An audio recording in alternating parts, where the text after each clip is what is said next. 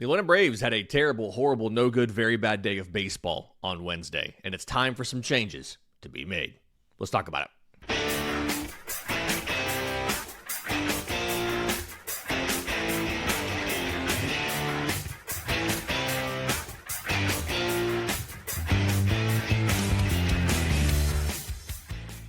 Yes, welcome on in to Braves Today, a production of the Belief Podcast Network and presented to you by FanDuel. I'm your host, Lindsay Crosby, author of the Braves Today newsletter over at bravestoday.com. Not a good day of baseball for the Braves. Game 1 from Tuesday that was suspended due to rain resumes on Wednesday, and apparently the Braves just forgot to bring the offense with them. They don't score any runs in the final 7 innings, but give up 4 more and lose 7-2. And then you get to the nightcap. Braves have J.R. Ritchie on the mound. Giants have Carson Whisenhunt, who they called up for the start. And Braves lose this one 7-5, and it wasn't as close as the score makes it sound. Let's talk about J.R. Ritchie's outing, right? Let's talk about the offense and the roster. Let's talk about the way things went yesterday, because this is the 3rd consecutive series loss for the Braves. And they previously had not had back-to-back series losses. White Sox got them, Mets got them, now the Giants get them. And the frustrating part about this is that the White Sox are a good team this year. They're 4 games over 500. They're in first place. I think they're maybe tied for first place in the AL Central right now. The Mets are in last place in the East, the NL East. The Giants are only not in last place in the NL West because the Colorado Rockies exist and don't play baseball that well.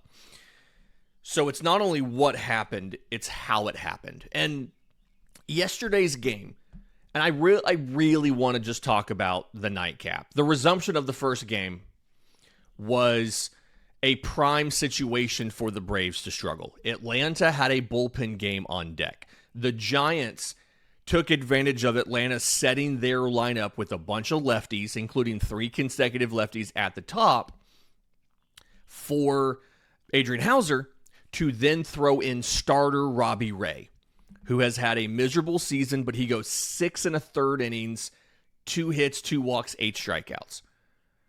It was primed for Atlanta to struggle. They were losing, entering the bottom of the second when the game resumed. They had a different pitcher out there who gave them the platoon advantage over a lot of the roster, a lot of the lineup. So frustrating. I don't want to focus on that, right? I want to focus on game 2 because you entered this one coming off of a loss, but you needed to right the ship. And Atlanta did everything but right the ship. Sure, there's bad luck things you can point to. Mauricio Dubon hit 670 feet of fly ball out to the warning track in the first couple innings. There's plenty of things you can point to that didn't go in Atlanta's favor. But at the same time, they weren't really that competitive.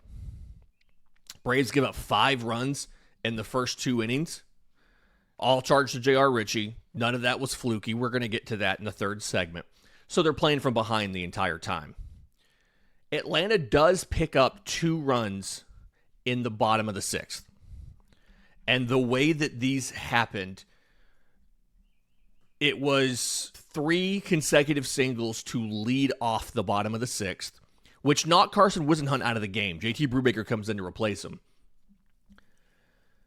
Eli White grounds out, which pushes a second run to third base, and then a sac fly scores it. So there's 2 runs, and it came on 3 singles. Actually, I think they were like 2 ground balls and a line drive all to left field, and then a sac fly. Okay, sure, a little bit of offense, but then outside of that, more of the Braves not doing much.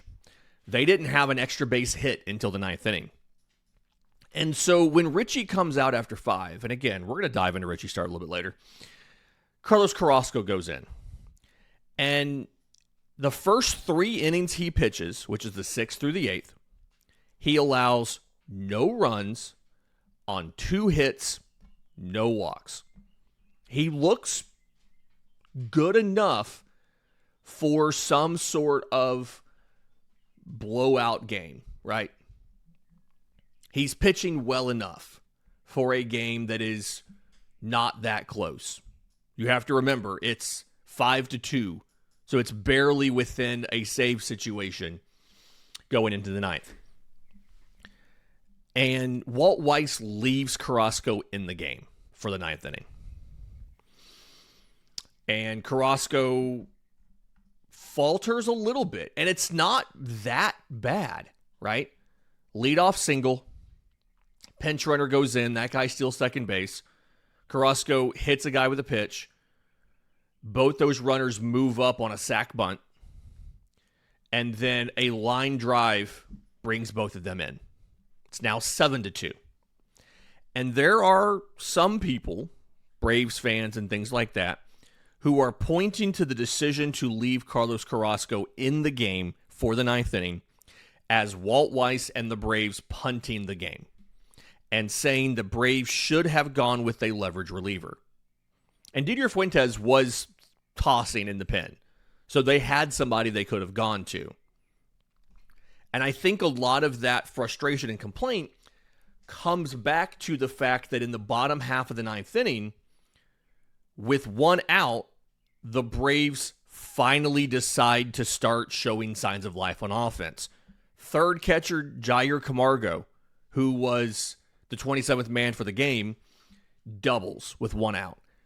Mauricio Dubon finally gets a deep fly ball to go out of the park. Homers. It's now 7-4.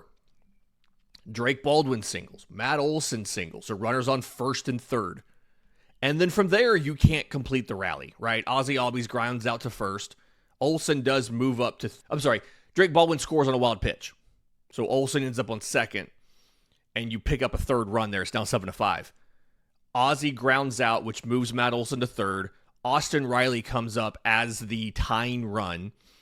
And he does already have 3 hits in the game.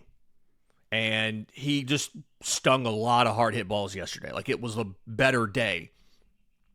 And he strikes out on 3 pitches. He fouls off a fastball in the zone, which, never great, right? And then from there, he chases 2 sweepers off the plate away. Strikeout, game over. And again, a lot of people are blaming Carrasco, or Weiss really, for leaving Carrasco out there. But here's the thing about that. I wrote about this on today's 3 Things last night.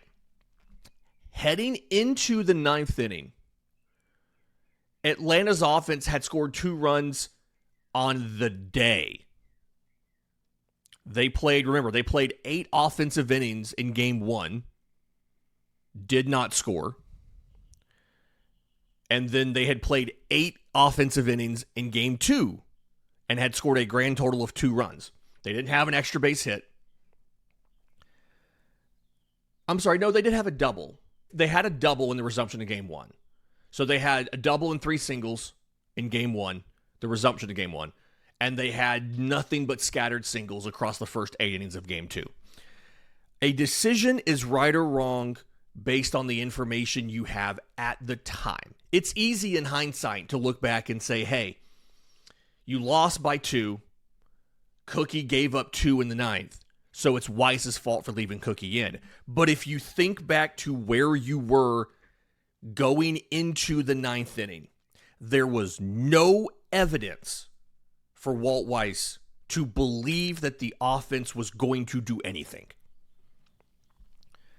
And so if he had gone to a leverage reliever, if he had thrown Didier Fuentes for the 9th, and the Braves didn't score, and you lose 5-2 or whatever, the conversation's going to be, why did you burn a leverage reliever on a game where your offense hadn't done anything all day? It's frustrating. And one, it's frustrating that Weiss is being blamed for this. It's not his fault. It's not Carrasco's fault. Cookie Carrasco is what he is. And rationally, impartially, if you sit back and you put yourself in Weiss's shoes going into the ninth, bottom of the order is up.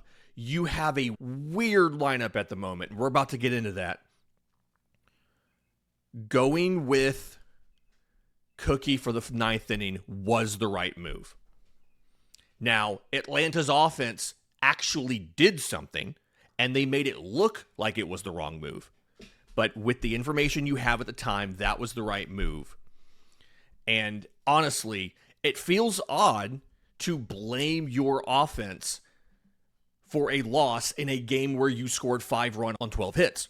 But if they can show any signs of life outside of that 6th inning, then the Braves probably do go with a better pitcher for the ninth. And yes, they scored 5 runs, but it's still their fault you lost the game. In just a minute, let's talk about the roster construction. This has got to change.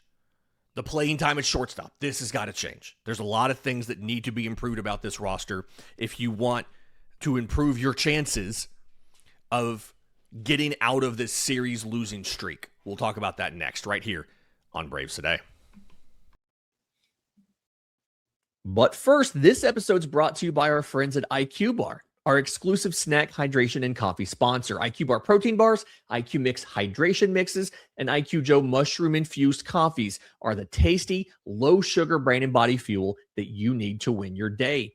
The Ultimate Sampler Pack's a great way to try all of the IQ Bar products and flavors. You get 9 IQ bars, 8 IQ Mix sticks, and 4 IQ Joe sticks. And all IQ Bar products are clean label certified and entirely free from gluten, dairy, soy, GMOs, and artificial ingredients. With over 20,000 5-star reviews and counting, more people than ever are fueling their busy lifestyles with IQ Bar's brain and body boosting bars, hydration mixes, and mushroom-infused coffees. And the Ultimate Sampler Pack includes all 3.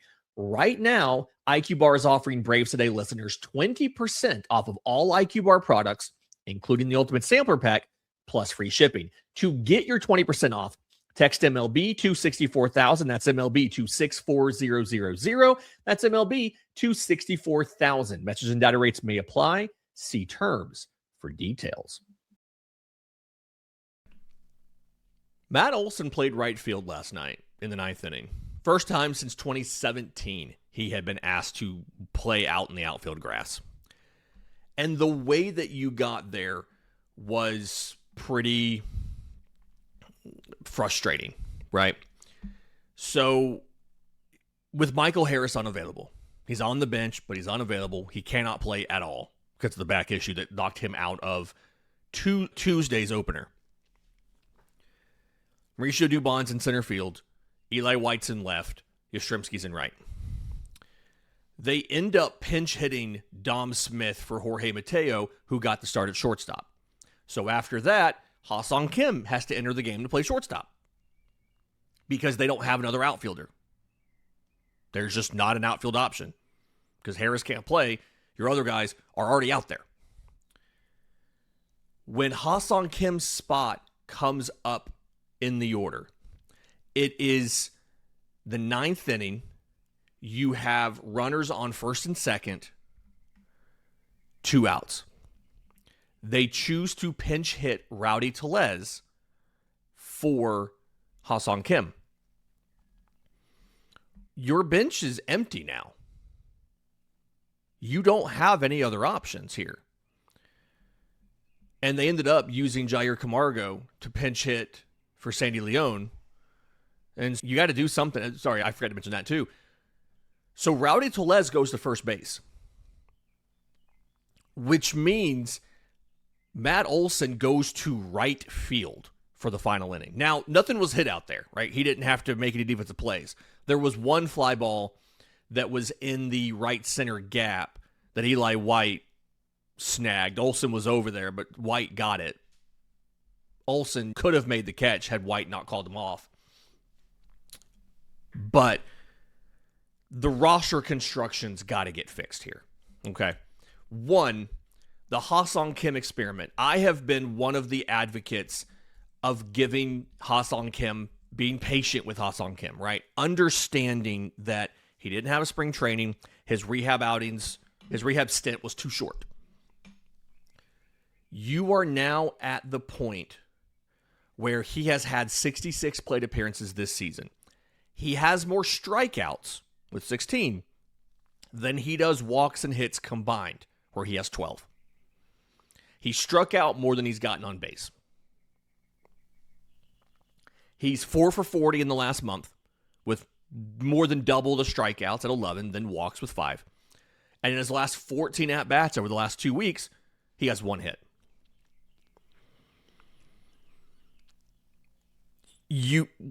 We've got to bail on the idea of mixing in Ha-Seong Kim at shortstop.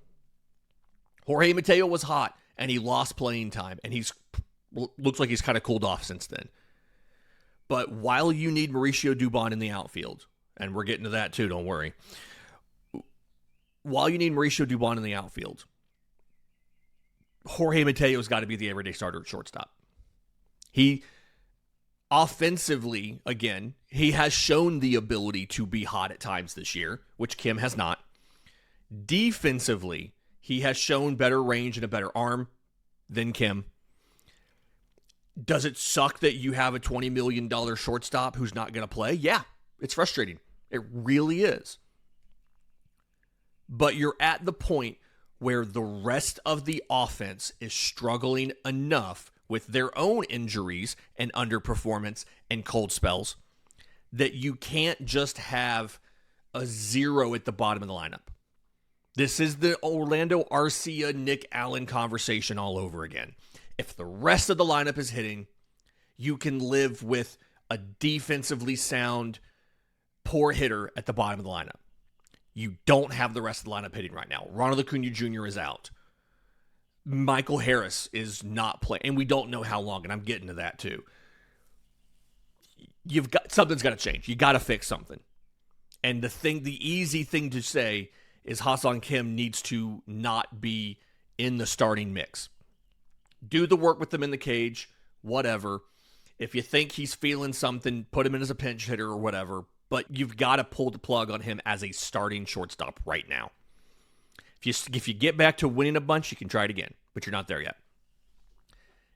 In that same vein, if you don't know when Michael Harris is going to be back, which we probably won't find out today. There's a weather system heading into the ballpark. And so there's supposed to be something like half an inch of rain during the daytime. And then it's supposed to rain between 1 and 2 inches tonight and overnight. So it's highly unlikely they play this game. And if they don't play this game, by the way, I really think your only option here is to play a doubleheader in San Francisco next week, and Atlanta ends up losing a home game, which they're going to hate, and they're going to complain about it. I don't see any other way, and maybe MLB gives them money out of the commissioner's discretionary fund to make up for it. I don't know. But I don't see any other way if you get rained out today to make that game up, given that the Giants are a West Coast team, and I believe this is Atlanta's last road trip out west.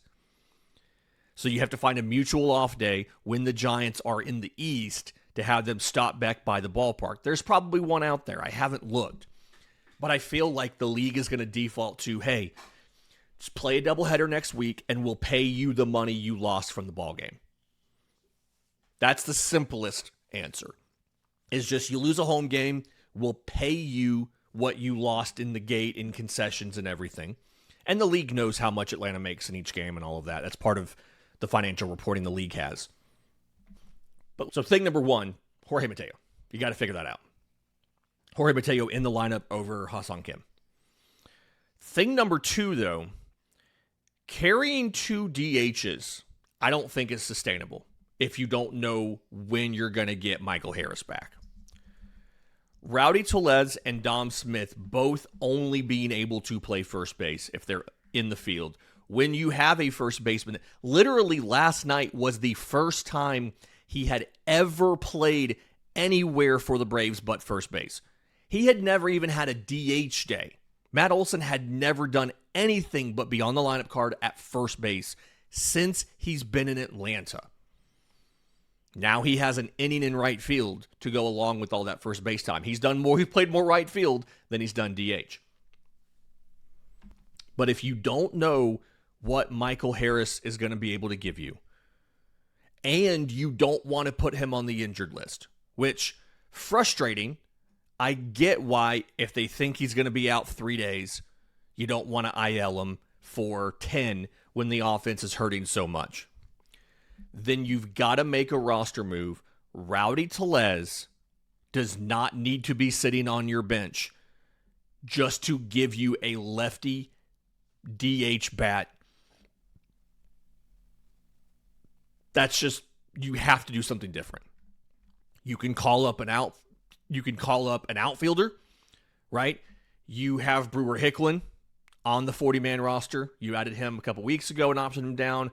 You added Deshaun Kiersey and optioned him down just yesterday or Tuesday.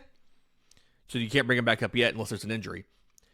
Maybe you can reactivate Kyle Farmer. They haven't moved him to the 60-day.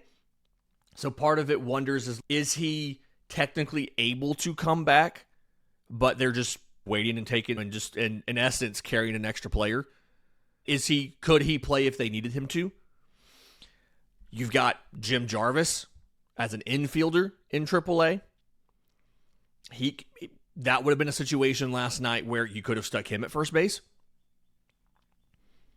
If he was on the roster instead of Rowdy Tellez, and he ended up pinch hitting for you last night, doesn't inspire a lot of confidence. He has 5 plate appearances in the majors.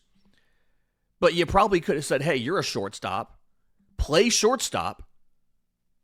And we'll let Mauricio Dubon stay in the outfield.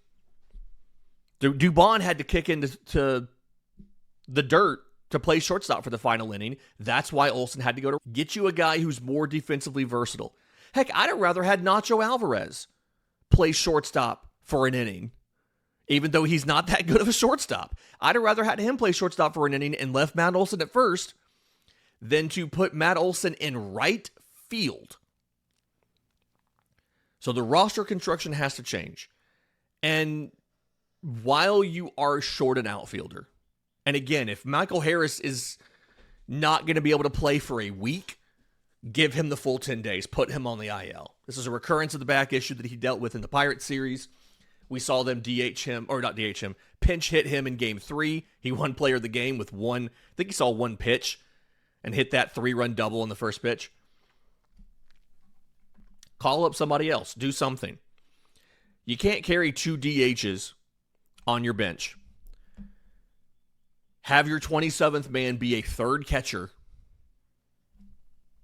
Also have Ha-Seong Kim, who you don't want to use as a pinch hitter and you've never used anywhere but shortstop, and an outfielder that's unavailable, Michael Harris. That can't be your bench. It works great if everybody's healthy. You've got a starting 9 that you can run out there almost every day.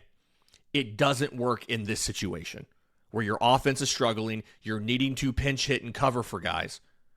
You have a backup catcher starting behind the plate, and you got to pinch hit for him.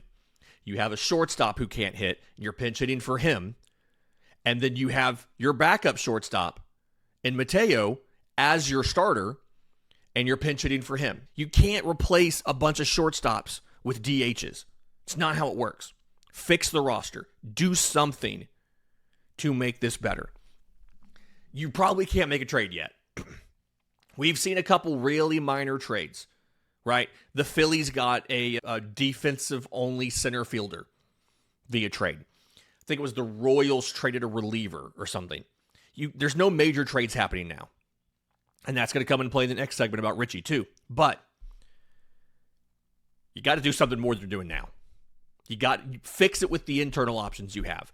Go back to having a bench that has guys that have some sort of defensive versatility. Because right now, you don't have it. And it's arguably hurting the team. It's hurting the defense. It's hampering you offensively. It's just not a good look right now. In just a minute, let's talk about J.R. Ritchie. Okay? 5 runs last night in 5 innings. And I want to lay out my concerns with him going forward. We'll do that next, right here on Braves Today.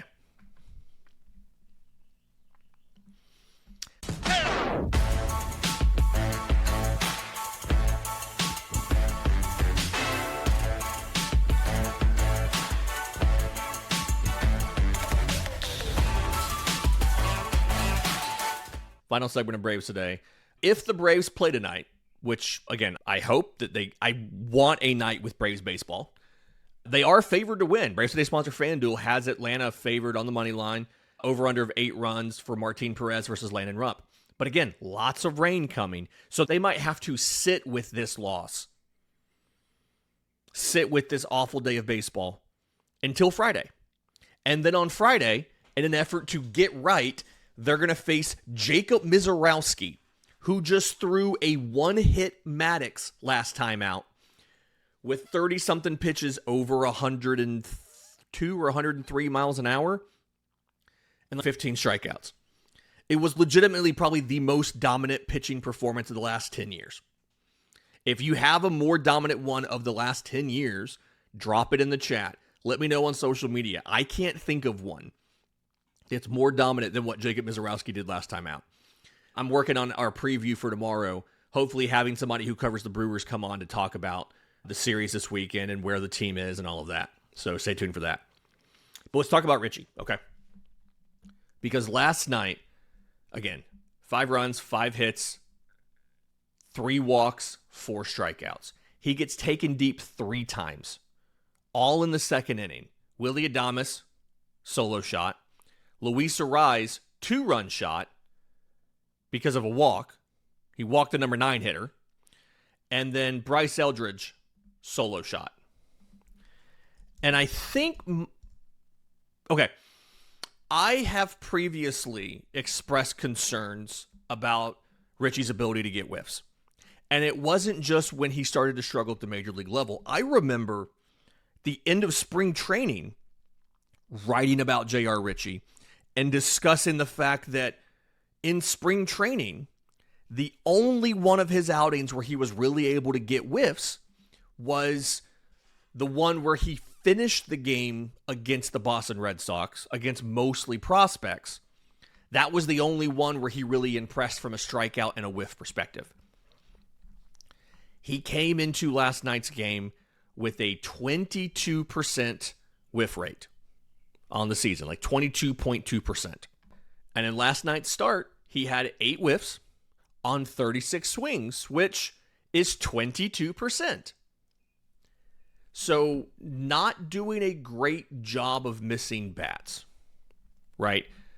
That's below average on StatCast as far as percentile works. And Jake made a great point on the postcast, which if you haven't watched it, obviously, Locked on Sports Atlanta, Locked on Braves, after every game, we go live. Almost every game. We go live and break down what happened. Ritchie doesn't have to be a pitcher that gets a lot of whiffs. And Jake's not wrong. He doesn't. But for J.R. Ritchie to survive without getting a lot of whiffs, he does need to be getting ground ball outs. He needs to be minimizing hard contact, and he needs to not be giving out free passes via walks. And the issue last night was he didn't do those things either. He had more fly ball outs than ground ball outs. He had 5 fly ball outs and 4 ground ball outs. He walked 3 batters. He gave up 3 home runs, including one of them with a guy on base that had been walked. And those were all on poorly located pitches in the zone. The problem you have here for Atlanta, we'll get back to Ritchie in a second. The problem for Atlanta, there's no other great option right now. Strider's on the 60-day. Waldrop is still doing his build-up in the minors. He had 2 rehab starts, 1 in Columbus, 1 in Complex.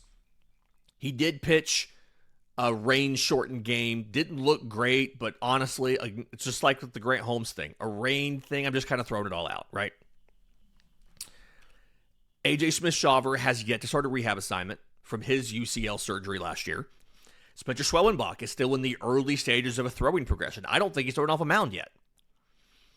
And so Ritchie's going to get at least 2 more starts to show that he can give you at least he can be a back-end guy. And I do still believe that J.R. Ritchie, at the end of the day, is going to be a major league pitcher. He's going to be a major league starter. And when he's on, weak contact, ground ball outs, all of that stuff works for him. He can get you not just 5 innings, he can get you 6 or 7, and he can get you a quality start. I'm convinced he can be that guy. But right now, he's not that. And you can see he's trying some stuff to try and be more effective, right? The velo was up early last night. He averaged 95 miles an hour. The first inning, he averaged 96 on the four-seamer. He touched 97.8, but it ended up manifesting as overthrowing, more so than it actually did as hitting locations and getting his spots with the extra velo. He was trying to make up for the movement profile and the lack of whiffs with more velo, and it didn't quite work out. And I'm starting to wonder if that extra effort in the first is why he struggled a little bit in the fifth. He averaged 95.4 in a sinker in the first. He was down to 92.5 in the fifth.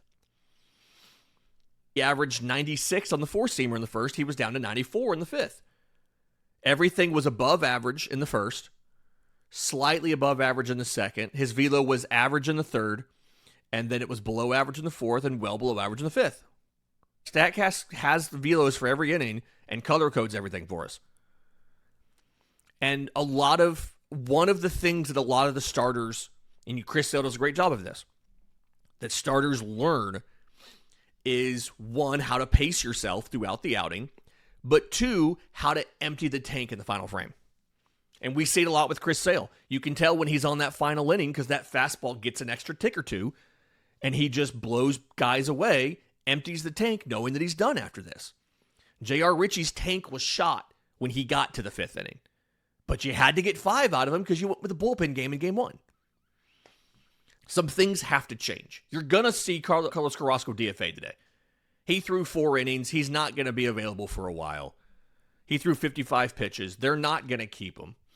They're going to go ahead and DFA him probably this morning. They may wait because of the weather. I don't know if they're going to do anything today or not. But Ritchie's not bad. And I can't emphasize enough how much I'm trying to make the point because people got mad at for some reason about this last time. I don't think he's a bad pitcher. I think he's going to be a good pitcher and a major league starter for the majority of his career. But right now, it's very clear he's not ready. You just don't have any other options. And as much as people are saying, go make a trade, what starting pitchers have been moved at this point in the schedule? Nobody. There's not players available via trade yet. You have to fill this internally for now until you can get a month from now, right? You get to the All-Star break, it's conceivable, hey, 2 weeks before the deadline, you can start to see some action. And if a team starts selling early, I'm sure the Braves would be all over that. But you're not yet at a point where you can just make some deals. You're going to run Ritchie out there at least 2 more times probably before Waldrop's ready. And then, other than that, your options in AAA right now, for guys with major league experience, you've got Anthony Molina. He's been a starter in his career. So is Victor Medeiros. I don't think they're going to use them as starters, but you technically have them. Austin Gomber, who has not been good for you. They got him as a minor league free agent, formerly of the Rockies, pitched for Texas early in the year. They released him. Eliezer Hernandez. And then prospects. You've got Owen Murphy. You've got Garrett Bowman. You've got Drew Hackenberg. You've got Brett Sears. Of any of those, Murphy's the one with he has 42 innings in AAA. Maybe you jump somebody from AA straight up. I don't know if we've seen the Braves do it before. We've seen them take guys out of AA and put them straight in the majors. It's possible that they do something like that. But you're also in that situation right now where you don't have a lot of 40-man spots. Your 40-man roster as of today is full. You added another outfielder this week in Kiersey. They had to add Jair Camargo yesterday to get him up. If you DFA Carrasco, sure, you can do that to bring up a starter, but now you're short a bullpen arm. That would be indicating a 6-man rotation. So you probably would need to bring up a reliever and then option him back down to get up a Murphy or whoever you wanted to use. And I'm very impressed with Owen Murphy's fastball. He's still not able to maintain velocity better than 92, 93 for an outing. He's touched like 96 before. He can't maintain that. And the fastball is not bad at 92, 93.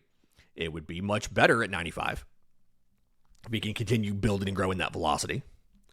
You're just in a rough place right now. All of these injuries have come to roost. And so you are now at the point where you've got to ride with what you have. And honestly, the blueprint needs to be, I hate to come back to it, the blueprint needs to be the offense is carrying this team. When you have a Drake Baldwin back, when you have a Matt Olson, when you have a Ozzie Albies and an Austin Riley, we should not be panicking because your pitching is giving up 3 or 4 runs and it feels like there's no way you can win the game. It all comes back to the offense. If the offense is performing, you have a lot more runway to figure J.R. Ritchie out, to get him where he needs to be. And so it's going to come back to, I don't think they're going to do it, but it's going to come back to today, you need to be making moves. Rowdy Tellez probably needs to go. I'm not arguing yet to DFA Ha-Seong Kim, simply because if you do that, then you're in trouble with the fact that Mauricio Dubon has to play in the outfield every day right now. But soon, I think you're going to need to move on from Ha-Seong Kim completely and use that roster spot somewhere else. The injury to Michael Harris. Figure out if he can play, and if not, put him on the injured list. Let him get fully healthy. It's the second time this has come up now in less than a month. Let him have a 6-day break from doing any... Hey, man, don't even come to the ballpark. Dude, stay home. We'll send a massage therapist to your house. Stay home. Lay around with the house with the baby. Don't even play with the baby. Heck, go to a spa. We'll go put you in a luxury hotel for a week. We want you to stay in bed and not get out of bed, dude. Rest your back. Get it healthy so this doesn't come back and bother us the rest of the year. We found out yesterday that Ronald Acuña Jr.'s hamstring injury is in the same place as the last one, and he's not close to coming back. They're talking about at least a month. So he's probably not back for the All-Star break. You're going to have to play Dubon in the outfield quite a bit. And so while you're doing that, you got to have somebody you can cover shortstop. Either you're going to call up Jim Jarvis to sit on the bench, or you're going to have to carry Ha-Seong Kim on the bench as an emergency option. But all he should be is an emergency option. You got to change some things. You still have a lead in the division. Let's not panic. You lost. Guess what? Philly's also losing. Your lead is now 6.5 games. Your lead is not 9. And Philly this weekend, actually starting tonight, faces the Mets. You've got the Brewers. So they get a last place team. You get a first place team. A team that is 1 win behind you for best record in baseball. They actually have a better winning percentage than you. So depending on how you measure this, they are the winningest team in baseball. Actually, no, the Dodgers are now at 640. Never mind. They're the second winningest team in baseball by winning percentage. They're above you. You have 1 more win. You have 1 more loss. So that 6.5 games could narrow this weekend. And so because of it, you got to get serious.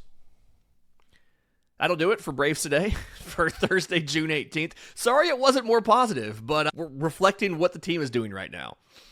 Again, more stuff coming out. Trying to do a preview with the Brewers, somebody who covers their team for tomorrow's show. Got an extra bonus episode coming probably on Saturday about the draft. More prospect stuff. A lot of prospect writing going on recently over at bravestoday.com, so go check that out. The segment's now, the column's now called Braves Tomorrow, because the site's name is Braves Today, so Braves Tomorrow is the prospect stuff.